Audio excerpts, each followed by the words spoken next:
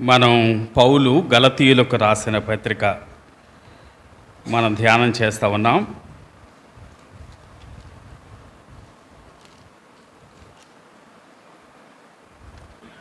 మొదటి అధ్యాయంలో మొదటి 12 వచనాలు మనం ధ్యానం చేశాం. ఈ దినం 13 నుండి 24వ వచనం వరకు ఉన్న సంగతులు ధ్యానం చేద్దాం.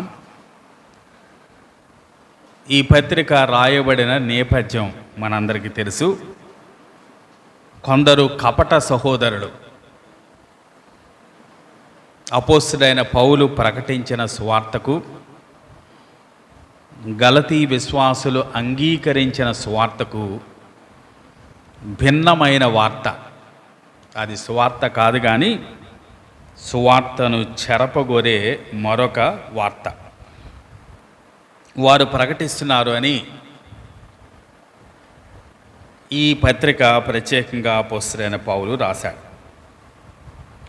ప్రాముఖ్యంగా వారి యొక్క బోధ ఏంటంటే, ఒక వ్యక్తి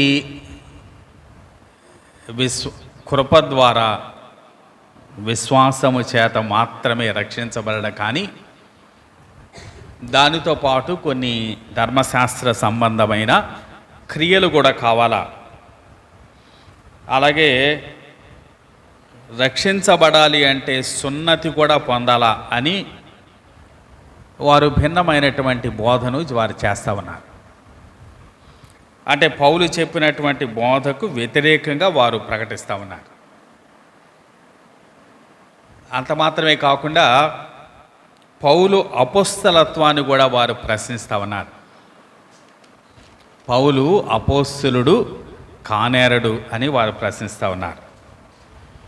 అందుకొరకు ఈ పత్రిక పౌలు రాస్తూ ఉన్నాడు.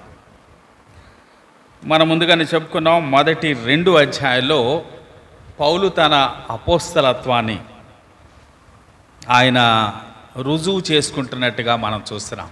అంటే మొదటి 2 అధ్యాయాలు కూడా వ్యక్తిగతమైనవి అని మనం చెప్పుకున్నాం. అలాగే 3-4 అధ్యాయాల్లో పౌలు చెప్పే సువార్త అది నిజమైన సువార్త, లేకపోతే రక్షణ, నిజమైన రక్షణ, అలాగే వారు చెప్పే రక్షణ సరి అయింది కాదు అని తెలియచేయటానికి 3-4 అధ్యాయాలు మాట్లాడుతున్నాడు. కాబట్టి 3-4 అధ్యాయాలు సిద్ధాంత సంబంధమైనవి అని చెప్పుకున్నాం. చివరిలో 5-6 అధ్యాయాలు ఆచరణాత్మక సూచనలు, ఈ సత్యాన్ని ఎరిగి దాని యొక్క వెలుగులో ఎలాగో నడుచుకోవాలో ఆ సంగతులు చెప్పాడు అని చెప్పుకున్నాం. కాబట్టి మొదటి 2 అధ్యాయాల్లో అపోస్తలుడైన పౌలు తన అపోస్తలత్వాన్ని తను రుజువు చేసుకుంటున్నట్టుగా మనకు కనిపిస్తూ ఉంది. గత వారం మనం 6వ వచనం నుండి 12వ వచనం వరకు ఒక మాట చాలా ఎక్కువసార్లు కనిపించింది అని చెప్పుకున్నాం. ఏంటన్నమాట? సువార్త. ఆ సువార్తను గూర్చి కొన్ని సంగతులు మనం గత వారం ధ్యానం చేశాం. అపోస్తలుడైన పౌలు ప్రకటించిన సువార్త నిజమైన సువార్త, వారు ప్రకటించేది దానికి భిన్నమైనది అని మనం చెప్పాం. పౌలు చెప్పే సువార్త అది మనుష్యుని యోచన వల్ల ఇది కాదని, మనుష్యులను సంతోషపెట్టేది కాదని, మనుషుల ద్వారా పొందింది కాదు అని ఆ వచనాల్లో పౌలు చాలా సవివరంగా తెలియచేస్తా ఉన్నాడు. ఇప్పుడు 13వ వచనం నుండి అపోస్తలుడైన పౌలు తన స్వంత సాక్ష్యాన్ని చెప్తా ఉన్నాడు. ఎందుకు ఇక్కడ పౌలు తన సాక్ష్యాన్ని చెప్పాల్సి వచ్చింది? పైనేమో సువార్త గురించి చెప్పాడు, ఇక్కడేమో తన జీవిత సాక్ష్యాన్ని పంచుకుంటున్నాడు. అంటే నిజానికి పౌలు జీవితమే సువార్త అది నిజమైన సువార్త అని చెప్పటానికి ఒక రుజువు. Paul was the living illustration of the power of the gospel. సువార్త రక్షణ కలుగజేయుటకు దేవుని శక్తి అనే దానికి సజీవమైన ఉదాహరణ పౌలు యొక్క జీవితం. పౌలు జీవితం చాలు ఇది నిజమైన సువార్త అని చెప్పటానికి. 24వ వచనం చూద్దాం, చూడండి. 24వ వచనం, మునుపు మనలను హింస పెట్టినవాడు తాను పూర్వమందు పాడు చేయుచు వచ్చిన మతమును ప్రకటించుచున్నాడను సంగతి మాత్రమే విని వారు నన్ను బట్టి దేవుని మహిమపరచరి. వాళ్ళకి ఏం అర్థమైంది పౌలు జీవితం చూస్తే? మునుపు హింస పెట్టినవాడు తాను పూర్వమందు పాడు చేయి విశ్వాసాన్ని ఇప్పుడు ప్రకటిస్తున్నాడు. మునుపు ఏ విశ్వాసాన్ని వెంబడించిన వారినైతే హింసించాడో ఇప్పుడు అదే విశ్వాసాన్ని ప్రకటిస్తున్నాడు. ఎంత టర్న్ అరౌండ్ కదా! దేనివల్ల సాధ్యమైంది? ఇది సువార్త వల్లే. కాబట్టి సువార్త రక్షణ కలుగు చేయుటకు దేవుని శక్తి అనే దానికి అపోస్తలుడైన పౌలు యొక్క సాక్ష్యమే తార్కాణం. ఇంకా అంతకన్నా మరొకటేమీ అవసరం లేదు.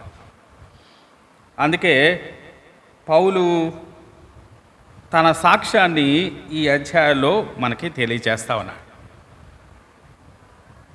పౌలు చాలాసార్లు తన సాక్ష్యాన్ని చెప్పాడు. అపోస్తల కార్యాల్లోనే 9వ అధ్యాయంలో పౌలు ఎలాగ రక్షించబడ్డాడో రాశాడు. 22వ అధ్యాయంలో పౌలు ప్రకటించాడు. 26వ అధ్యాయంలో మళ్ళీ పౌలు తన సాక్ష్యాన్ని తెలియజేశాడు. దాదాపు ప్రతి పత్రికలో 2 కొరింథీ 11వ అధ్యాయంలో తన జీవిత సాక్ష్యాన్ని తెలియజేశాడు. ఫిలిప్పీ 3వ అధ్యాయంలో తెలియజేశాడు. సారిసారికి తన సాక్ష్యాన్ని తెలియజేస్తూనే ఉన్నాడు. ఎందుకు ఇన్నిసార్లు తెలియజేస్తున్నాడు అంటే, సారిసారికి తన పిలుపు, తన అపోస్తలత్వాన్ని నిరూపించుకోవాల్సిన అవసరం వస్తుంది అపోస్తలుడైన పౌలుకి. అంటే తన అపోస్తలత్వాన్ని ప్రశ్నిస్తున్నారు మనుషులు కాబట్టి సారిసారికి చెప్పుకోవాల్సి వస్తుంది. అంతేగాని తన అతిశయం కొరకు పౌలు ఈ సాక్ష్యాన్ని సారిసారికి చెప్పలేదు. నిజానికి 2 కొరింథీ 11వ అధ్యాయంలో అంటాడు, తన జీవితం అంతటిని వర్ణించుతూ అంటాడు. 2 కొరింథీ 11వ అధ్యాయం 16వ వచనం చూద్దాం, చూడండి. 11-16, నేను అవివేకనని ఎవడునూ తలంచవద్దని మరల చెప్పుచున్నాను. అట్లు తలంచినొడల నేను కొంచెం అతిశయపడినట్లు నన్ను అవివేకనైనట్టుగానే చేర్చుకొనుడి అంటున్నాడు. పౌలు తన జీవిత సాక్ష్యాన్ని చెప్తూ ముందుగా అంటున్నాడు, నేను సారిసారికి ఇవన్నీ చెప్తున్నాను కాబట్టి నేనేదో ఫూల్ని అనుకోబోకండి మీరు అంటున్నాడు. నేను అవివేకిని అనుకోకండి, ఇది నేను అవసరాన్ని బట్టి మాత్రమే చెప్తున్నాను అంటున్నాడు. మంచిది. అపోస్తలుడైన పౌలు తన సాక్ష్యాన్ని 13వ వచనం నుండి 24వ వచనం వరకు చెప్పాడు అనుకున్నాం కదా. మొదట్లో పౌలు తన మతోన్మాదాన్ని గురించి చెప్పాడు 13వ వచనంలో. 14వ వచనంలో తన మతాసక్తిని గురించి చెప్పాడు. ఆ తర్వాత 15వ వచనంలో తన పిలుపును గూర్చి చెప్పాడు అపోస్తలుడైన పౌలు. ఆ తర్వాత 17వ వచనంలో పౌలు యొక్క సిద్ధపాటు లేకపోతే పౌలు యొక్క శిక్షణ గురించి చెప్పాడు. చివరిలో 18 నుంచి 24వ వచనం వరకు యెరూషలేముతో పౌలు యొక్క సంబంధాన్ని గురించి చెప్పాడు. పౌలు తన యొక్క సాక్ష్యాన్ని ఈ రకంగా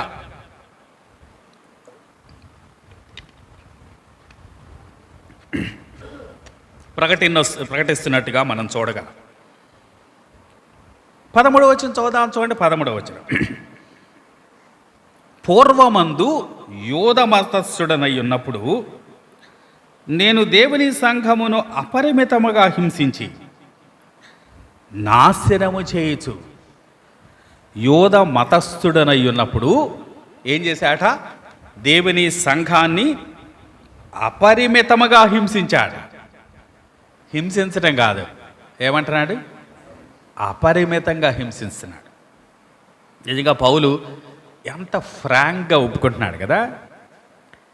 తన విశ్వాసం ఉంచక ముందు తన జీవితాన్ని ఎంత ఉన్నట్టుగా ఏమాత్రం దాచుకోకుండా, కవర్ చేయకుండా ఉన్నట్టు చెప్తా ఉన్నాడు. ఇలాంటి మాటలే అపోస్తల కార్యాలు 26వ అధ్యాయం 9 నుంచి చెప్తాడు. ఒకసారి చూద్దాం, చూడండి. అపోస్తల కార్యాలు 26వ అధ్యాయం 9 నుండి. నజరేయుడైన యేసు నామమునకు విరోధముగా అనేక కార్యములు చేయవలనని నేను అనుకుంటేనే యెరూషలేములో నేను అలాగు చేసి తిని, నేను ప్రధాన యాజకుల వలన అధికారం పొంది పరిశుద్ధులను అనేకులను చెరసాలలో వేసి వారిని చంపినప్పుడు సమ్మతించి తిని అనేక పర్యాయములు సమాజ మందిరములన్నిటిలో వారిని దండించి మరియు వారి మీద మిక్కిలి క్రోధము గలవాడనై దండించి వారు దేవదూషణ చేయనట్లు బలవంత పెట్ట సూచితని మరియు వారి మీద మిక్కిలి క్రోధము గలవాడనై ఇతర పట్టణములకు వెళ్ళి వారిని హింసించుచుంటెని. అందునిమిత్తము నేను ప్రధాన యాజకుల చేత అధికారమును ఆజ్ఞయు పొంది దమస్కునకు పోవుచుండగా. ఇక్కడ తాను చేసిన పనులన్నీ ఎంత పారదర్శకంగా చెప్తా ఉన్నాడు. అనేక పర్యాయాలు సమాజ మందిరములో అన్నిటిలో వారిని దండించారట. వారు దేవదూషణ చేయనట్లు బలవంత పెట్టాడు. తాను చేసిన పనులన్నీ ఒప్పుకుంటున్నాడు. అలాగే 1 కొరింథీ 15వ అధ్యాయం 9వ వచనం చూద్దాం, చూడండి. 1 కొరింథీ 15వ అధ్యాయం 9వ వచనం. ఎలయనగా నేను అపోస్తులందరిలో తక్కువవాడను, దేవుని సంఘమును హింసించినందున అపోస్తులుడనబడుటకు యోగ్యుడను కాను. దేవుని సంఘాన్ని ఏం చేశాట? హింసించాడు. తిమోతికి రాసిన మొదటి పత్రిక 1వ అధ్యాయం 13వ వచనం కూడా చూద్దాం. తిమోతికి రాసిన మొదటి పత్రిక 1వ అధ్యాయం 13వ వచనం. 12, 13 కలిసి. పూర్వము దూషకుడను హింసకుడును హానికరుడునైన నన్ను తన పరిచర్యకు నియమించి నమ్మకమైన వానిగా ఎంచినందుకు నన్ను బలపరిచిన మన ప్రభువైన క్రీస్తు యేసుకు కృతజ్ఞుడనై ఉన్నాను. ఈ మాటలన్నిటిలో అపోస్తలుడైన పౌలు తాను చేసిన పనులన్నీ ఉన్నట్టుగా ఒప్పుకుంటున్నాడు. ఏమాత్రం దాచుకోవటలేదు. అంటే పౌలు యొక్క జీవితం ఓ తెరచిన పుస్తకం. రక్షించబడనప్పుడు ఎలాంటి కార్యాలు చేశాడో చెప్పాడు. రక్షించబడిన తర్వాత కూడా పాపం వలన ఎలాగూ శోధించబడుతున్నాడో కూడా చెప్పాడు. రోమా 7లో అంటాడు కదా, నేను చేయాలనుకున్న దాన్ని చేయలేకపోతా ఉన్నాను, మేలు చేయాలనుకుంటున్నాను కానీ చివరికి ఏం చేస్తా ఉన్నాను? కీడే చేస్తా ఉన్నాను. నా శరీరం నన్ను ఎలా శోధిస్తుంది అని చాలా ఉన్నట్టుగా ఒప్పుకుంటున్నాడు అపోస్తలుడైన పౌలు. ఎక్కడ కూడా తను తాను కవర్ చేసుకోవటానికి ప్రయత్నం చేయలేదు.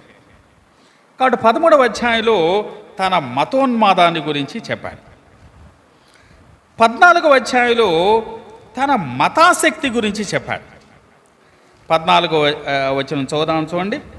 నా పితరుల పారంపర్యాచారమందు విశేషాసక్తి గలవాడనై నా స్వజాతీయులలో నా సమాన వయస్కులైన అనేకుల కంటే యూదుల మతములో ఆధిక్యత నొంది తినని నా నడవడిని గూర్చి మీరు వింటే. తన మతాశక్తిని గురించి కూడా ఇక్కడ చెప్తా ఉన్నాడు. అని అంటున్నాడు, నా స్వజాతీయులలో నా సమాన వయస్కులైన అనేకుల కంటే యూదుల మతములో ఆధిక్యత నొంది తిని. అంటే పౌలు చేసిన పనులన్నీ యూదుల మత ప్రకారం చూస్తే చాలా గొప్ప పనులు అన్నమాట. సంఘాన్ని హింసించటం, లేకపోతే వారిని దండించటం, ఇవన్నీ కూడా తన మతస్థులకి చాలా ఇష్టమైనవి, గొప్ప పనులు. ఆ పనుల్లో నాతో సమాన వయస్కులు ఎవ్వరు కూడా నాకు సాటిగారు అంటున్నాడు. I'm more privilege than my contemporaries. నాతో ఉన్న వాళ్ళందరిలో ఎవ్వరు కూడా నాతో సమానం కాదు. ఆసక్తి విషయంలో, మతాసక్తి విషయంలో నన్ను మించిన వాళ్ళు ఎవ్వరూ లేరు అంటున్నాడు. అవును, ఇలాంటి కార్యాలు ఖచ్చితంగా వారు మేము చాలా భక్తి కార్యాలు అని చెప్పుకుంటారు వాళ్ళు. యోహాను సువార్త 16వ అధ్యాయం 2వ వచనం చూడండి. మన ప్రభు ఏం చెప్పాడు ఒకసారి. యోహాను సువార్త 16వ అధ్యాయం 2వ వచనం. వారు మిమ్మును సమాజ మందిరములో నుండి వెలివేయుదురు, మిమ్మును చంపు ప్రతివాడు తాను దేవునికి సేవ చేయుచున్నానని అనుకొను కాలము వచ్చుచున్నది.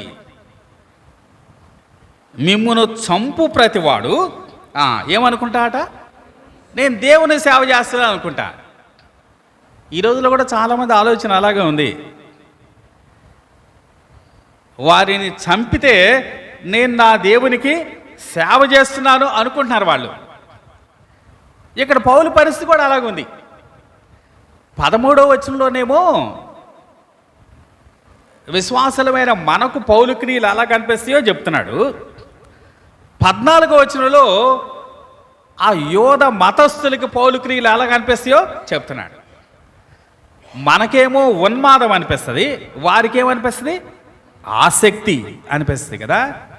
దేవుని సేవించుతున్నాం, దేవుని యందు భయభక్తులు కలిగి ఉన్నాం అనిపిస్తుంది.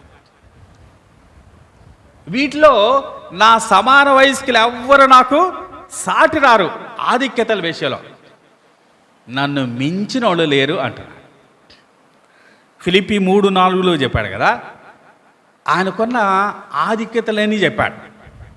చూద్దాం ఒకసారి వచ్చిన కూడా. ఫిలిప్పీ 3:4. కావలేనంటే నేను శరీరమును ఆస్పదము చేసుకుని వచ్చును, మరి ఎవడైనను శరీరమును ఆస్పదము చేసుకున్న దలచినడలా నేను మరి ఎక్కువగా చేసుకొనవచ్చును. ఎవరైనా శరీరాన్ని గురించి గొప్ప చెప్పుకోవాలనుకుంటే నన్ను మించి ఎవరు చెప్పలేరు అంటున్నాడు. 8వ దినమున సున్నతి పొందితిని, ఇశ్రాయేలు వంశపు వాడనై బెన్యామీను గోత్రములో పుట్టి హెబ్రీల సంతానమైన హెబ్రియుడనై ధర్మశాస్త్ర విషయం పరిసేయుడనై ఆసక్తి విషయము సంఘమును హింసించువాడనై ధర్మశాస్త్రం వలన నీతి విషయము అనింద్యుడనై ఉంటిని అంటున్నాడు. అంటే తనకున్న ఆధిక్యతల్లో ఇదేని గలిపాడు? సంఘాన్ని హింసించడం కూడా అట ఒక ఆధిక్యతే. ధర్మశాస్త్ర సంబంధంగా అనింద్యుడట. అంటే పౌలు చేసిన పనులన్నీ అనింద్యం. మనుషుల్ని చంపిన, మనుషుల్ని దండించిన పౌలు ఎలాంటి వాడట? ధర్మశాస్త్ర సంబంధంగా నేను అనింద్యుణ్ణి అంటున్నాడు. ఎలాగూ భిన్నంగా మనుషులు చూస్తారో దీంట్లో అర్థమవుతుంది. పౌలు అంటున్నాడు, నేను ఇవన్నీ నేను చేశాను, కానీ ఇప్పుడైతే వాటిని నేను అడ్డుబండలాగా అనుకుంటున్నాను. అవేవి కూడా నాకు నీతిని అనుగ్రహించలేకపోయినాయి. కానీ ఇప్పుడు వీళ్ళేం చెప్తున్నారంటే ఆ పనుల వల్లే నీతి వస్తుందని చెప్తున్నారు. వీళ్ళేం చెప్తున్నారు? ధర్మశాస్త్ర సంబంధమైన క్రియలు చేస్తేనే మీకు రక్షణ కలుగుతుంది, నీతి వస్తుందని చెప్తున్నారు. పౌలు అంటున్నాడు, అలాంటివి కనుక చెప్పమంటే ఎన్నో చేశానయ్యా నేను. ధర్మశాస్త్ర సంబంధమైన క్రియలు చేయుటలో మీరెవరు నాకు సాటి కాదు. అవేవి నాకు రక్షణ ఇవ్వలేదు, అవేవి నాకు నీతి ఇవ్వలేదు. ఆయన కృప మాత్రమే నాకు నీతి అనుగ్రహించింది. కానీ మీరు ఇప్పుడేం చెప్తున్నారంటే ఇవి కాదు, వాటి వల్ల మీకు రక్షణ కలుగుతుంది అని చెప్తున్నారు. ఎంత హాస్యాస్పదం అంటున్నాడు. ధర్మశాస్త్ర సంబంధమైన క్రియలు. ఆ క్రియలు ఎలా ఉంటాయో చెప్పాడు కదా, పెద్ద జాబితా ఇచ్చాడు. ఆ జాబితాలో సంఘాన్ని హింసించడం కూడా ఒక ధర్మశాస్త్ర సంబంధమైన క్రియలాగా చెప్పాడు. ఇలాంటి పనుల వల్ల నేను ఒక వ్యక్తి కనుక నీతిమంతుడైతే నాతో మీరెవ్వరు సాటిరారు అంటున్నాడు. అవి నాకు నీతి అనుగ్రహించలేకపోయినా, కాబట్టి దేవుడు తన కృప చేత నన్ను నీతిమంతునిగా తీర్చాడు అంటున్నాడు. కాబట్టి పౌలు యొక్క మత ఉన్మాదాన్ని గురించి ముందుగా చెప్పాడు, అలాగే తన మత ఆసక్తిని గురించి కూడా ముందుగా చెప్పాడు. ఇప్పుడు 15వ వచనంలో పౌలు యొక్క పిలుపు గురించి చెప్తున్నాడు. ఆ పిలుపు గురించి ఎలా చెప్తున్నాడో చూద్దాం, చూడండి. అయినను తల్లి గర్భమునందు పడినది మొదలుకొని నన్ను ప్రత్యేకపరచి తన కృపచేత నన్ను పిలిచిన దేవుడు నేను అన్ని జనుల్లో తన కుమారుని ప్రకటింపవలనని. తల్లి గర్భమునందు పడినది మొదలుకొని ఏం చేశాడట? తనని ప్రత్యేకించాడట దేవుడు. తల్లి గర్భంలో పడింది మొదలుకొని. ఇలాంటి మాటలు మరికొందరు కూడా పలికారు, మనకు తెలుసు కదా. ఇర్మియా గురించి కూడా అలాగే రాయబడ్డాయి. చదువుదాం ఒకసారి. ఇర్మియా గ్రంథం 1వ అధ్యాయం 5వ వచనం చూద్దాం, చూడండి. ఇర్మియా గ్రంథం 1వ అధ్యాయం 5వ వచనం. యెహోవా వాక్కు నాకు ప్రత్యక్షమై ఇలాగ సెలవిచ్చెను, గర్భములో నేను నిన్ను రూపింపక మునిపే నిన్నెరిగి తిని, నీవు గర్భము నుండి బయలుపడక మునిపే నేను నిన్ను ప్రతిష్ఠించి తిని, జనములకు ప్రవక్తగా నిన్ను నియమించి తిని. ఇక్కడ దేవుడు అంటున్నాడు ఇర్మియాను గురించి, గర్భములో నేను నిన్ను రూపింపక మునిపే నిన్ను ఎరిగి తిని, గర్భము నుండి బయలుపడక మునిపే నేను నిన్ను ప్రతిష్ఠించి తిని అంటున్నాడు. యెషయా మాటలు కూడా అలాగున్నాయి. ఒకసారి చూద్దాం, చూడండి. యెషయా గ్రంథం 49వ అధ్యాయం 1-2 వచనాలు చూద్దాం. యెషయా గ్రంథం 49వ అధ్యాయం 1-2 వచనాలు. ద్వీపములారా నా మాట వినుడి, దూరమునున్న జనములారా ఆలకించుడి. నేను గర్భమున పుట్టగానే యెహోవా నన్ను పిలిచెను, తల్లి నన్ను ఒడిలో పెట్టుకొనున్నది మొదలుకొని ఆయన నామము జ్ఞాపకము చేసుకొనెను. నా నోరు వాడిగల ఖడ్గముగా ఆయన చేసి ఉన్నాడు, తన చేతి నీడలో నన్ను దాచి ఉన్నాడు.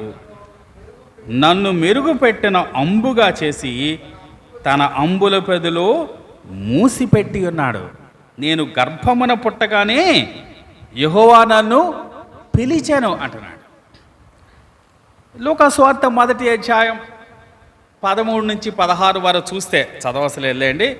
బాప్తీసమిచ్చి యోహాను కూడా అలాగే పుట్టుకతోనే ప్రత్యేకపరచబడిన వాడుగా మనకు కనిపిస్తాడు.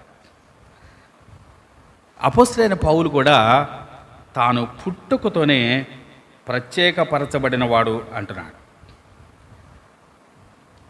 పుట్టుకలో ప్రత్యేకపరిచాట, తర్వాత ఏం చేశాట? తన కృపచేత నన్ను పిలిచిన దేవుడు, ఆయన కృపచేత నన్ను పిలిచాడు అంటున్నాడు. నా క్రియలను చూసి పిలవలేదు ఆయన.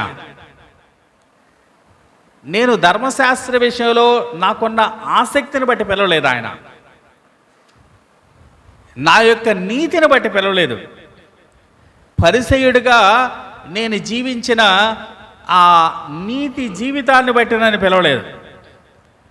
ధర్మశాస్త్రాన్ని గమలీయేలు పాదాల యొద్ద నేర్చుకుని దాన్ని పాటించడానికి ప్రయత్నం చేశానని పిలవలేదు. ఎందుకు పిలిచాట? కేవలము ఆయన కృపచేత మాత్రమే ఆయన పిలిచాడు. పౌలు క్రియలను బట్టి దేవుడు పిలవలేదు, కానీ ఆయన కృపచేత నన్ను పిలిచాడు అంటున్నాడు. తల్లి గర్భంలో ఉండగానే ప్రత్యేకించుకున్నాడు. మరి తర్వాత ఎలా ఉన్నాడు?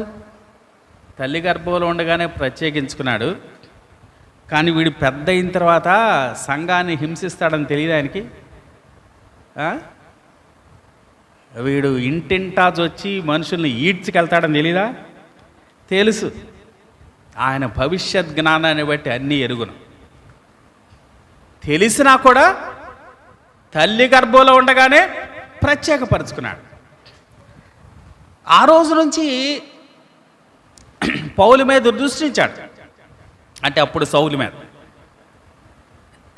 దృష్టించి చూస్తూ ఉన్నాడు. చూస్తూ ఉంటే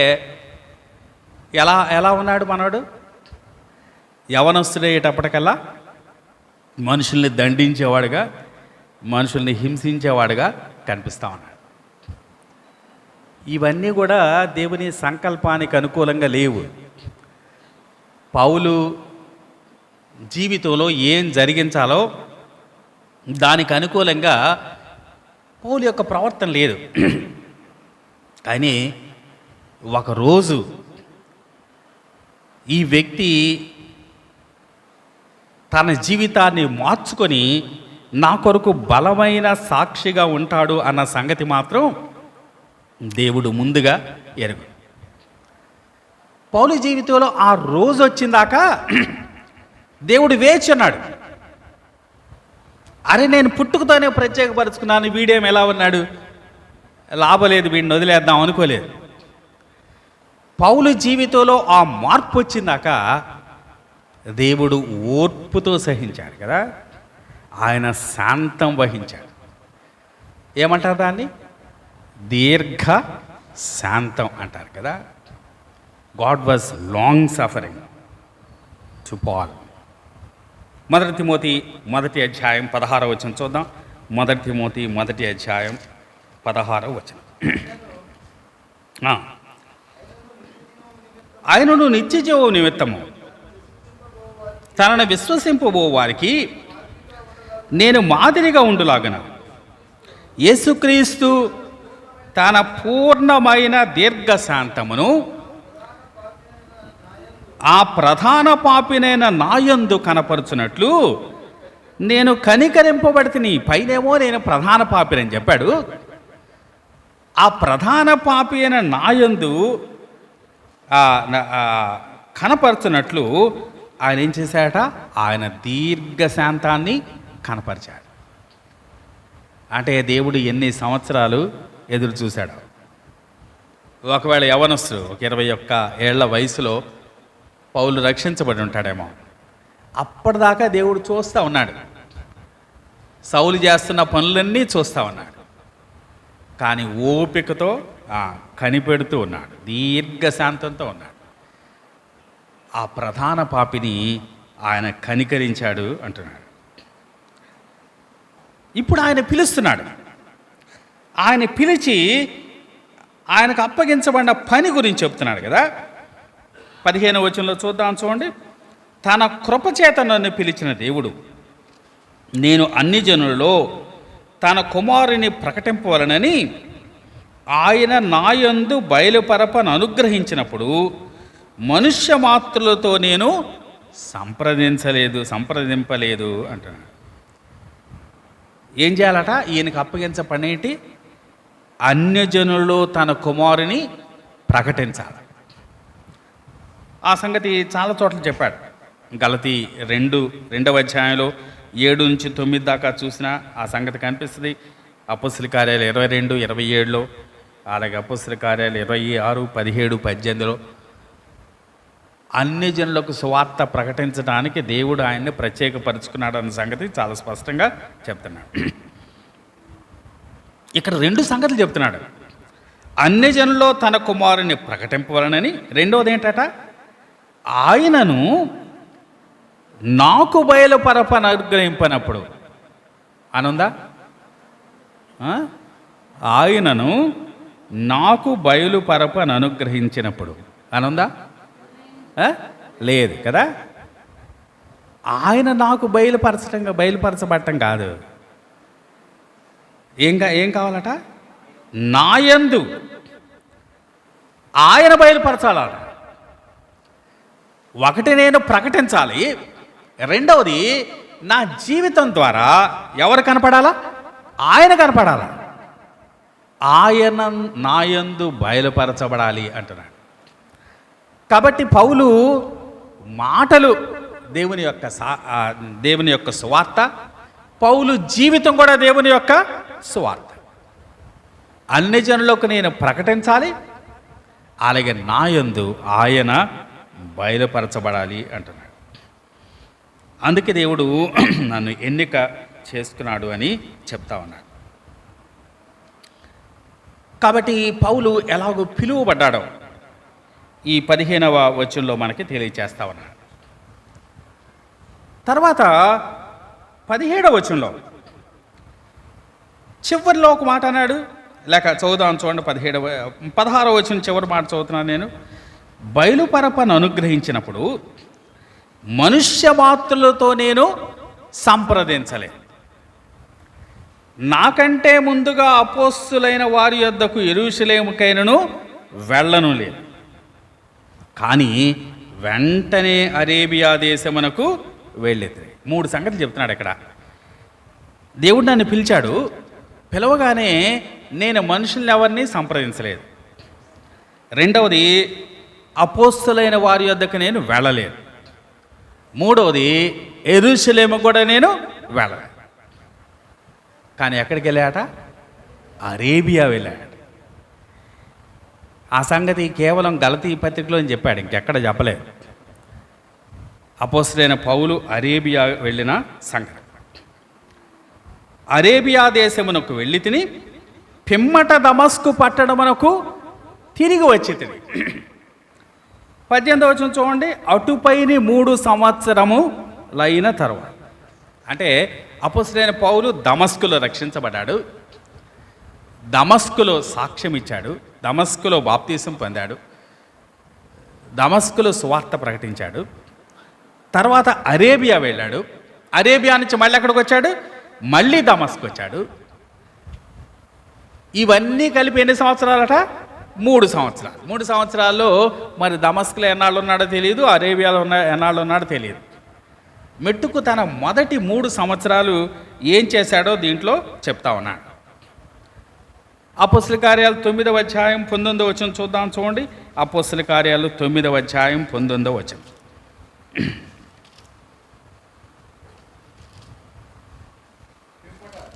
పిమ్మట అతడు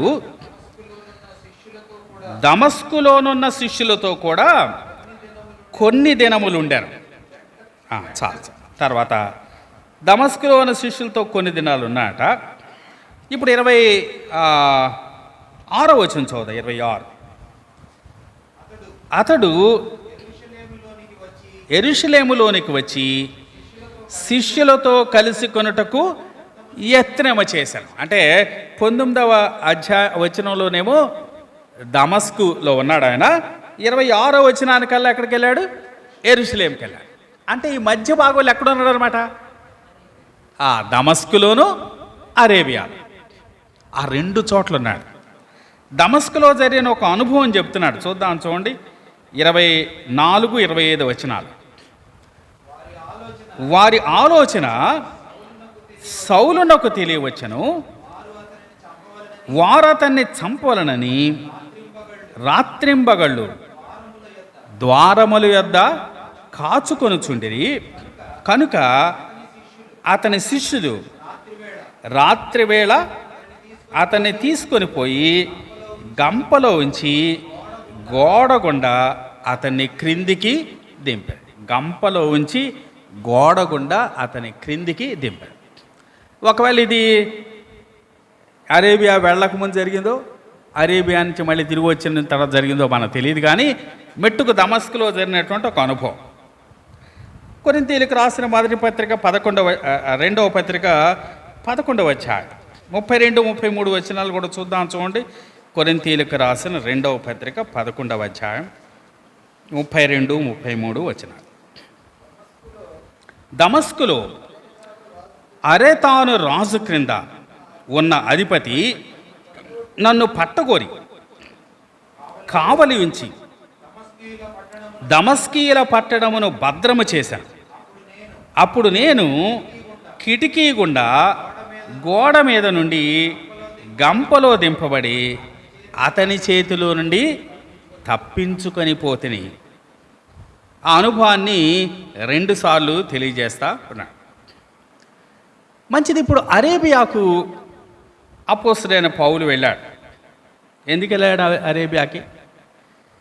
అక్కడికి వెళ్ళి ఏం చేశాడో ఏమి మనకి రాయలేదు. లేదా అరేబియా ఏమన్నా దమస్క్ పక్కన ఉన్నదా? మనం మ్యాప్లు చూస్తూ ఉన్నాం కదా. సిరియా ఎక్కడుంటుంది? ఉత్తర ప్రాంతంలో ఉంటుంది. అరేబియా ఎక్కడుంటుంది? ఇంతకుముందు ఎదోము మోయాబు ఉండేవి కదా, డీప్ డౌన్ సౌత్లో ఉంటాయి. నార్త్లో ఉన్నవాడు ఎక్కడికి వచ్చాడు? సౌత్కి వచ్చాడు.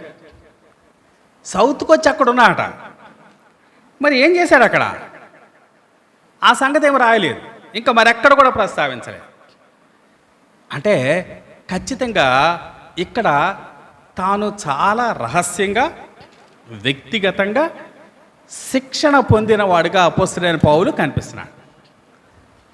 అంటే అపోస్తలుడైన పౌలు దేవునితో ఏకాంతంగా గడిపిన సందర్భాన్ని ఇక్కడ తెలియజేస్తున్నాడు. There is 1-on-1 meeting with God. ఇంకా దేవుడు పౌలే, ఇంకెవరు లేరు. ఇంకెవరైనా ఉండి ఏమైనా జరుగుంటే చెప్పేవాడు. అక్కడ కూడా ఈయన సాక్ష్యం ప్రకటించో లేకపోతే ఎక్కడ కూడా ఏమన్నా స్వార్థ చెప్పుంటే ఏమైనా చెప్పుండేవాడు. ఏమి లేదు. There is only 1-on-1 meeting with God. దేవునితో ఏకాంతంగా గడిపాడు అపోస్తలుడైన పౌలు. ఇది అపోస్తలుడైన పౌలుకు చాలా అవసరమైన సంగతి అని మనం అర్థం చేసుకోవచ్చు. పాత నిబంధనలో మోషే అనే దేవుడు ఇలాగ ఒక చోట పంపించాడు. ఎక్కడ పంపించాడు? మిద్యాను పంపించాడు కదా. నిజానికి ఐగుప్తులో ఉండగానే చాలా ఆసక్తి ప్రదర్శించాడు. ఒక రీతిగా దేవుడు తాను ఏర్పరచుకున్న మిషన్ని తెలియకుండానే ప్రారంభించాడు కదా. ఏం చేశాడు? ఒక ఐగుప్తుడిని చంపి ఇశ్రాయేలీని సేవ్ చేశాడు. వెంటనే దేవుడు అన్నాడు, బాబు ఇంకా నువ్వు ఆ పనికి ఇంకా రెడీ కాలేదు, నువ్వు సిద్ధపడాల్సిన టైం ఉంది అని దేవుడు మిద్యానుకి తీసుకొని వెళ్ళాడు. మిద్యాన్ నుంచి తిరిగి వచ్చిన తర్వాతే దేవుడు పంపిన అసైన్మెంట్ ప్రకారం ఫరోని కలుసుకున్నాడు. అలాగే ఏలియా కూడా చాలా మరణాపేక్ష గలవాడు ఉన్నప్పుడు దేవుడు అరణ్య మార్గంలో నడిపించాడు కదా. 40 రాత్రింబగళ్ళు నడిపించాడు. నడిపించి హోరేబు పర్వతం దగ్గరికి తీసుకొని వెళ్ళాడు. అక్కడ దేవునితో ఏకాంతంగా గడిపాడు ఏలియా. దావీదు అనుభవం కూడా అంతే. నిజానికి గొల్యాతుని చంపి దావీదు రాజ్యంలో ముఖ్యుడైపోయాడు. అలాగే ముఖ్యుడిగా ఉండి ఆ నెక్స్ట్ రాజు అవుతాడు అని మనుషులు అనుకున్నారేమో. కానీ దేవుడు దావీదుని మధ్యలో అక్కడి నుంచి తీసేసి ఎక్కడ పంపించాడు? అరణ్యానికి పంపించాడు. అరణ్యంలో నేర్చుకున్నదంతా నేర్చుకున్న తర్వాతే దేవుడు మళ్ళా రాజుగా దావీదుని తన పట్టణానికి తీసుకొని వచ్చినట్టుగా మనం చూస్తూ ఉన్నాం. ఇక్కడ కూడా అపోస్తలుడైన పౌలు అరేబియాలో దేవునితో కూడా ఏకాంతంగా ఉన్నాడు అని మనం అర్థం చేసుకోవచ్చు. అక్కడుండగా ఏం జరిగి ఉంటుంది? దమస్కు మార్గంలో దేవుని కలుసుకున్నాడు. దేవుని యొక్క ఉద్దేశం ఏంటో చెప్పాడు. అక్కడ తనకు అప్పగించబడిన మిషన్ ఏంటో చెప్పాడు. కానీ ఒక్క అనుభవంలోనే అన్నీ అర్థం కావు కదా. దేవుడు తనకు అప్పగించిన పని ఏంటో ఇంకా వివరాలు తెలుసుకోవాలా. అవన్నీ తెలుసుకోవాలంటే కొంత సమయం కావాలి. అలాగే ఇప్పుడు దాకా ధర్మశాస్త్ర సంబంధమైన క్రియలు నన్ను రక్షిస్తాయి అనుకుంటూ ఉన్నాడు. అలాంటి వాడిని సడన్గా దేవుడు ఇంటర్వ్యూన్ అయ్యి, బాబు అవేం పనిచేయవు నాయనా, నా కృపే నీకు అవసరం అని చెప్పాడు.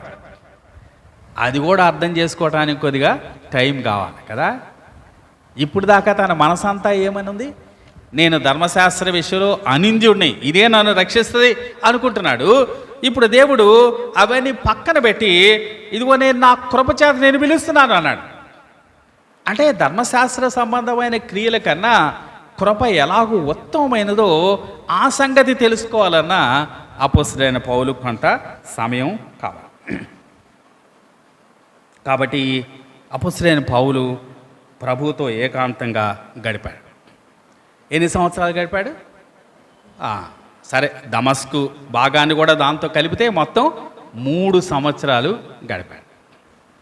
అంటే 3 సంవత్సరాల్లో పెద్ద మిషన్ యాక్టివిటీ ఎక్కువగా లేదు, ఎక్కువగా దేవునితో ఉండే అనుభవం. యేసు ప్రభు 12 మంది అపోస్తలులను ఏర్పాటు చేసుకున్నాడు. వాళ్ళకి నేర్పాడు ఆయన, వాళ్ళకు కూడా శిక్షణ ఇచ్చాడు. ఎన్ని సంవత్సరాలు ఇచ్చాడు? ఎన్ని సంవత్సరాలు ప్రభుతో తిరిగారాళ్ళు? 3.5 సంవత్సరాలు. అంటే మొదటి అర సంవత్సరం వారిని పిలవటానికి సరిపోయింది అనుకుంటే ఇంచుమించుగా 3 సంవత్సరాలు. కాబట్టి ఆ అపోస్తలులు 3 సంవత్సరాలు ప్రభు దగ్గర శిక్షణ పొందారు. ఈయన కూడా 3 సంవత్సరాలు ఏకాంతంగా శిక్షణ పొందినవాడుగా మనకి అపోస్తలుడైన పౌలు కనిపిస్తున్నాడు. పౌలు యొక్క శిక్షణ, పాల్ వాజ్ ట్రైన్డ్ అనే సంగతి దీంట్లో మనకి అర్థమవుతుంది. మన పని కొరకు మన తప్పకుండా శిక్షణ అవసరం. దేవుడు మన జీవితంలో ఆయన సంకల్పం ఏం కలిగి ఉన్నాడో ఆ సంగతి తెలుసుకోవటం చాలా అవసరం. అపోస్తలుడైన పౌలు యెరూషలేము వచ్చాడు. యెరూషలేములో ఉన్నవారు ఆయన పట్టుకోవాలని చూశారు. అప్పుడు శిష్యులు మళ్ళీ ఎక్కడ పంపించారంటే తన సొంత ప్రాంతానికి పంపించారు. సిరియా, కిలికియా ప్రాంతానికి పంపించారు. అక్కడికి వెళ్ళిన తర్వాత ఆయన ఒక దర్శనం కూడా పొందాడు కదా. 14 సంవత్సరాల కిందట నేను 3వ ఆకాశమునకు కొనిపోబడితిని అన్నాడు. అక్కడ కూడా వెళ్ళి ఏం చేశాడట? 3వ ఆకాశానికి వెళ్ళి ఏమన్నాడు? అక్కడ వచింపశక్యము కాని మాటలు విన్నాడు. కాబట్టి దేవుని యొక్క మర్మాలు తెలుసుకోవటానికి మరొక అవకాశం దేవుడిచ్చాడు. తన సొంత ప్రాంతంలో, తార్సు ప్రాంతంలో ఉండగా దేవునితో ప్రత్యేకంగా కలుసుకున్న అనుభవం అపోస్తలుడైన పౌలుకి కలిగింది. మంచిది. ఇప్పుడు 18 నుంచి చివరి వరకు మనం చూస్తే యెరూషలేముతో అపోస్తలుడైన పౌలు సంబంధం ఏంటో ఇక్కడ తెలియచేస్తూ ఉన్నాడు. 18వ వచనం చదువుదాం. అటుపైన 3 సంవత్సరములైన తర్వాత కేఫాను పరిచయం చేసుకునవలనని యెరూషలేమునకు వచ్చి అతనితో కూడా 15 దినములుంటిని.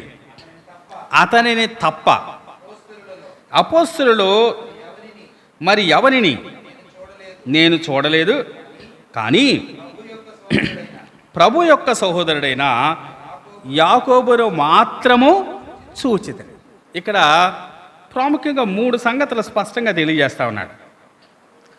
ఒకటి, నేను యెరూషలేముకు వెళ్ళాను, కానీ వెంటనే వెళ్ళలేదు. ఎప్పుడు వెళ్ళాను? 3 సంవత్సరాల తర్వాతే వెళ్ళాను. అక్కడ నేను అపోస్తలులను కలుసుకోలేదు, పేతురు ఒక్కడే కలుసుకున్నాను. ఒకవేళ అపోస్తలులు అప్పటికే వారి సేవ కొరకే ముందుకు వెళ్ళిపోయి ఉంటారు కదా. తోమా ఇండియా వచ్చేసి ఉంటాడు కదా. ఎవరికి దేవుడు అప్పగించినా వారి మిషన్ల వాళ్ళు వెళ్ళిపోయి ఉంటారు. పేతురు మాత్రమే అక్కడ ఉండి ఉంటాడు. అలాగే ప్రభు సహోదరుడైన యాకోబు కూడా అక్కడ ఉండి ఉంటాడు. యెరూషలేముకి వెళ్ళాను కానీ వెంటనే వెళ్ళలేదు, 3 సంవత్సరాల తర్వాత వెళ్ళాను. అక్కడికి వెళ్ళి నేను అపోస్తలులందరినీ కలుసుకోలేదు, కేవలం పేతురుని మాత్రమే కలుసుకున్నాను. అక్కడ ఎన్ని దినాలు ఉన్నాట? 15 దినాలు అక్కడ ఉన్నాను, కానీ ఎక్కువ కాలం నేను ఉండలేదు. అలాగే యోదయ సంఘములలో నేనేమి వారి మధ్య తిరగలేదు కదా. 22వ వచనంలో అంటాడు, క్రీస్తునందున్న యోదయ సంఘముల వారికి నాకు ముఖ పరిచయము లేకుండేను అంటున్నాడు. నేను యెరూషలేముకి వెళ్ళాను, కానీ యోదయ సంఘాలన్నీ నేను తిరగలేదు. అంటే దీంట్లో చాలా స్పష్టంగా చెప్తుంది ఏంటంటే, నేను ప్రభు నన్ను పిలవగానే వెంటనే యెరూషలేముకి వెళ్ళి అక్కడ అపోస్తలులను కలుసుకొని వారి ద్వారా నా పిలుపుని కన్ఫర్మ్ నేను చేసుకోలేదు. వారి ద్వారా నేను పంపబడలేదు పని కొరకు. నేను అక్కడ ఎక్కువ కాలం ఉండి నేను వారి దగ్గర ట్రైనింగ్ తీసుకుని నేను పంపబడలేదు. అంటే దీంట్లో ఖచ్చితంగా పౌలు చెప్పాలనుకున్నది ఏంటంటే, నేను సెకండ్ హ్యాండ్ అపోజిల్ని కాదు, నేను సెకండ్ జనరేషన్ అపోజిల్ని కాదు, మరొక అపోస్తుల దగ్గర నేను అపోస్తలత్వం పొందిన వాడిని కాదు, మరొక అపోస్తుల ద్వారా నేను పంపబడిన వాడు కాదు. నా అపోస్తలత్వం వారు పంపటం మీద ఆధారపడింది కాదు అనే సంగతిని చాలా స్పష్టంగా తెలియజేయటానికి ప్రయత్నం చేస్తూ ఉన్నాడు. అందుకే అంటున్నాడు, వెళ్ళాను కానీ 3 సంవత్సరాల తర్వాత వెళ్ళాను కానీ అందరిని కలుసుకోలేదు, పేతుర్ని కలుసుకున్నాను. వెళ్ళాను కానీ 15 రోజులే ఉన్నాను, అంతకుమించి నేను ఎక్కువగా ఉండలేదు. యెరూషలేము వెళ్ళాను కానీ యోదయ సంఘాలతో నాకు పరిచయం లేనే లేదు అంటున్నాడు. కాబట్టి ఖచ్చితంగా నా అపోస్తలత్వం యెరూషలేము బేస్డ్ అపోస్తలషిప్ కాదు. దేవుడు దమస్కులో నన్ను పిలిచాడు, దమస్కు నుంచి నేను అరేబియా వెళ్ళాను, అక్కడ దేవుడు నాకు శిక్షణ ఇచ్చాడు, ఆయన పని కొరకు ఆయన నన్ను పంపించాడు. దేవుని చేత నేను అపోస్తలుగా ఎన్నిక చేయబడిన వాడిని కానీ మరొక అపోస్తల ద్వారా నేను పంపబడిన వాడు కాదు అని చాలా స్పష్టంగా తెలియచేయటం అపోస్తలుల యొక్క పౌలు యొక్క ఉద్దేశం. అందుకే అంటున్నాడు, నేను 20వ వచనం చూడండి. 20వ వచనం, నేను మీకు రాయుచున్న ఈ సంగతుల విషయమై ఇదిగో దేవుని ఎదుట నేను అబద్ధమాడుటలేదు. నేను రాస్తున్న ఈ సంగతులు వాస్తవాలు, సత్యం, నేను అబద్ధమాడటలేదు అంటాడు. చాలా కొన్నిసార్లు ఈ పదాన్ని ఉపయోగించాడు. రోమా 9 ఇందాక ఆరాధనలో మనం చదువుకున్నాం కదా, రోమా 9:1-2లో ఈ మాటలు ఉపయోగించాడు. అలాగే 2 కొరింథీ 11:31లో ఈ మాటలు ఉపయోగించాడు.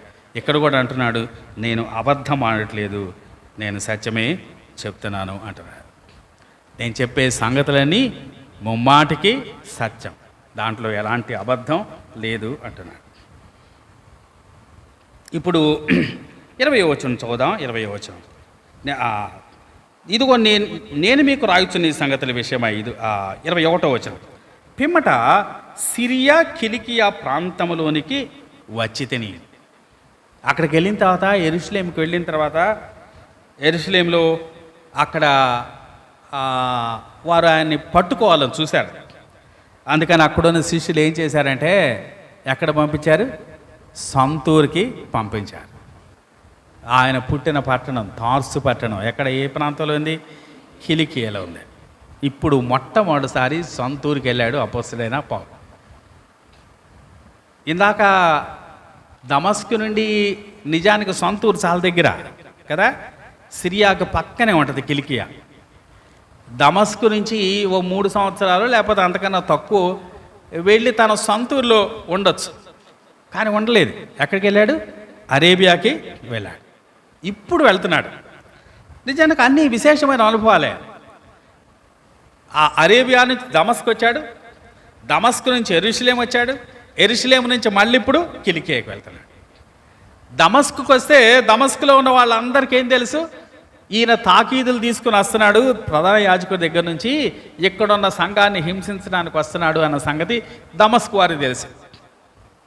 వారి మధ్య నిలబడటం, సాక్ష్యం చెప్పడం చాలా కష్టమే.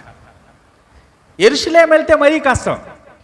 యెరూషలేములో 2 రకాలుగా తనకి థ్రెట్ ఉంది. అంతకుముందు పాత ఫ్రెండ్స్ ఉన్నారు, ఈయనతో పాటు మనుషుల్ని ఈడ్చుకెళ్ళిన ఫ్రెండ్స్ ఉన్నారే, వాళ్ళు చాలా కోపంగా ఉన్నారు ఈయన మీద. అరే వీడు ఇంతకుముందు మన నాయకుడు అయ్యుండి ఆ రోజు మనం స్టెఫన్నీ మీద రాళ్ళు వేసి కొడతా ఉంటే మన వస్త్రాలన్నీ అతని దగ్గర పెట్టుకుని కాపలా కాసినాడు, వీడేంట్రా ఇప్పుడు వెళ్ళి మనం ఎవరిని హింసించామో వాళ్ళతో కలిసిపోయాడు అని వాళ్ళు చాలా గ్రౌజ్ పెట్టుకున్నారు. అలాగే దేవుని సంఘమేమో ఈయన నమ్మలేకపోతుంది. అరే ఎంతమంది మనల్ని హింసించినాడు ఇప్పుడు అకస్మాత్తుగా నమ్ముకున్నాడంటే ఎలా నమ్మగలం అని వాళ్ళు నమ్మలేకపోతున్నారు. కాబట్టి యెరూషలేములో కూడా చాలా కష్టతరమైన అనుభవం. ఇప్పుడు మళ్ళీ ఎక్కడికి వెళ్తున్నాడు? సొంతూరు వెళ్తున్నాడు. సొంతూరులో కూడా కష్టమే. ఫస్ట్ వెళ్ళగానే వాళ్ళ అమ్మా నాన్నే అడుగుతారు, అరే ఇంతకుముందు అలా ఉండేవాడివి ఇప్పుడు ఇలా ఎందుకున్నావురా, ఆ గమలీయేలు పాదాల దగ్గర ధర్మశాస్త్రం నేర్చుకున్నావు కదా, ధర్మశాస్త్ర విషయంలో అంత ఆసక్తి కనపరిచావు కదా, ఇప్పుడేంటి అది కాదు దేవుని కృప ద్వారా మాత్రమే రక్షణ అంటున్నావు, ఎందుకు ఇలా జరిగింది అని అమ్మా నాన్నలు ప్రశ్నిస్తారు, ఊరోళ్ళంతా ప్రశ్నిస్తారు. కాబట్టి ఇక్కడ కూడా సాక్ష్యం ఇవ్వటం నిలబడటం చాలా కష్టమైన పరిస్థితి. ఈ 3 చోట్లకి అపోస్తలుడైన పౌలు ప్రయాణం చేసినట్టుగా మనకు కనిపిస్తాం. కొందరు చరిత్రకారులు ఏమంటున్నారంటే ఆ సిరియా కిలికియా ప్రాంతంలో ఇంచుమించుగా 9 సంవత్సరాలు ఆయన అక్కడ ఉన్నాడు అని చెప్తున్నారు. దానికి మనకు దేవుని వాక్యంలో ఎలాంటి ఆధారము లేదు. మంచిది. 22వ వచనం చూద్దాం, చూడండి. 22వ వచనం, 23వ వచనం. మునుపు మనలను హింస పెట్టిన వాడు తాను పూర్వమందు పాడు చేయుచు వచ్చిన మతమును ప్రకటించుచున్నాడు. ఇక్కడ 13, 14 వచనాల్లో యోధ మతస్థుడిని అన్నాడు. అలాగే ఏమన్నాడు, అక్కడ కూడా యోధ మతాన్ని గురించి మాట్లాడాడు. యూదుల మతములు అని 14 వచనంలో అన్నాడు. ఇక్కడ కూడా అదే పదం ఉపయోగించాడు, కానీ అక్కడ ఒక నంబర్ వేసి కింద రాశాడు. 4 అని కింద వేసి ఏం రాశాడు, విశ్వాసం. కాబట్టి ఇక్కడ ఖచ్చితంగా రెంటి మధ్య తేడాను చూపించాడు. ఇంతకుముందు యూదా మతంలో ఉన్నాడు, ఇప్పుడు క్రైస్తవ విశ్వాసంలో ఉన్నాడు అపోస్తలుడైన పౌలు అని స్పష్టం చేస్తూ ఉన్నాడు. ఇప్పుడు యెరూషలేము వారు పౌలు గురించి ఏమనుకుంటున్నారో చెప్తున్నాడు. మునుపు మనలను హింస పెట్టిన వాడు తాను పూర్వమందు పాడు చేయుచు వచ్చిన మతమును ప్రకటించుచున్నాడు అను సంగతి మాత్రమే విని వారు నన్ను బట్టి దేవుని మహిమపరచరి. ఇంతకుముందు మనలను పాడు చేసిన వాడు ఇప్పుడు మన విశ్వాసాన్నే వెంబడిస్తున్నాడు అని ఏం చేస్తున్నారట, దేవుని మహిమపరుస్తున్నారట. ఒక ఆయన అన్నాడు, what is the chief end of any believer అన్నాడు. అంటే ఒక విశ్వాసి అంతిమ గురి ఏంటి అంటే దేవుని మహిమపరచడమే. అపోస్తలుడైన పౌలు తన జీవితం అంతా చెప్పాడు. ఇప్పుడు వరకు తన మతోన్మాదాన్ని గురించి చెప్పాడు, మతాసక్తి గురించి చెప్పాడు, పిలుపు గురించి చెప్పాడు, అలాగే దేవుడిచ్చిన శిక్షణ గురించి చెప్పాడు, యెరూషలేముతో ఆయన సంబంధాన్ని గురించి చెప్పాడు. ఇవన్నీ చెప్పంటున్నాడు, నన్ను బట్టి వారు దేవుని మహిమపరిచారు. వారు పౌలుని మహిమపరచరా, ఎవరిని మహిమపరిచారు? దేవుని మహిమపరిచారు. ప్రతి క్రైస్తవుడికి ప్రాముఖ్యమైన గురి ఏంటంటే మన ద్వారా దేవుడు మహిమ పరచబడాలి. అపోస్తలుడైన పౌలు చేసే కార్యాలన్నీ విన్నప్పుడు ప్రతిసారి వారు మహిమపరిచినట్టుగా చూస్తున్నారు. అపోస్తల కార్యాలు 11వ అధ్యాయం 18వ వచనం చూద్దాం, చూడండి. అపోస్తల కార్యాలు 11వ అధ్యాయం 18వ వచనం.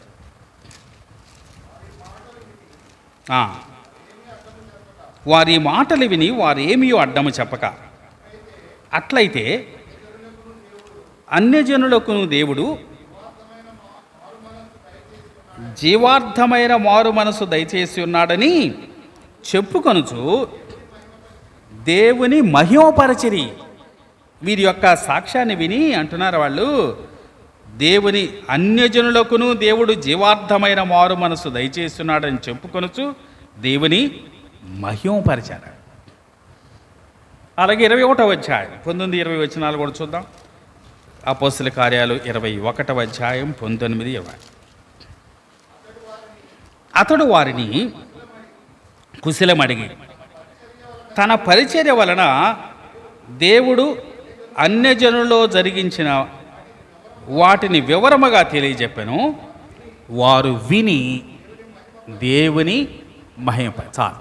వారు విని ఏం చేశారట, దేవుని మహిమపరిచారు. అపోస్తలుడైన పౌలు ద్వారా జరిగినటువంటి దేవుని క్రియలు వారు తెలుసుకున్నప్పుడు వారు దేవుని మహిమపరిచారు. మన జీవితాలను చూసినప్పుడు ఇతరుల దేవుని మహిమపరచగలగాల. మన క్రియలు చూసినప్పుడు ఇతరుల దేవుని మహిమపరచగలగాలి. మత్తయి సువార్త 5వ అధ్యాయం 16వ వచనం మనందరూ తెలుసు కదా, ఒకసారి చదువుదాం వచనం. మత్తయి సువార్త 5వ అధ్యాయం 16వ వచనం.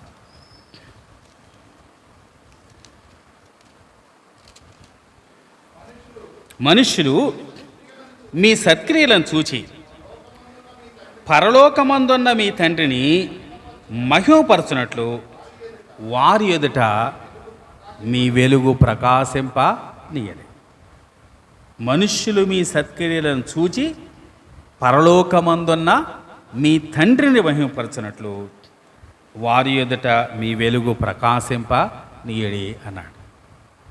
మన సత్క్రియలు మనుషులు చూస్తే అట అప్పుడే వాళ్ళు ఏం చేస్తారట, తండ్రిని మహింపరుస్తారు. మన గుడ్ డీడ్స్ మనుషులు చూసినప్పుడు, ఒక ఆయన అన్నాడు గుడ్ డీడ్స్ మాత్రమే కాదు గాడ్ డీడ్స్ అన్నాడు. అంటే మన జీవితంలో దేవుడు చేసిన కార్యాలు అవి మనుషులు చూసినప్పుడు వారు దేవుని మహింపరుస్తారు. మన జీవితాల్లో దేవుడు జరిగించే కార్యాలు దేవునికి మహిమను తెచ్చేవిగా ఉండాలి అని మనం దేవుని వాక్యం ద్వారా హెచ్చరింపబడుతున్నాం. పౌలు జీవితం అలా ఉంది, మన జీవితం కూడా అలాంటిదిగా ఉండాలని దేవుని వాక్యం ద్వారా హెచ్చరింపబడుతున్నాం. దేవుడి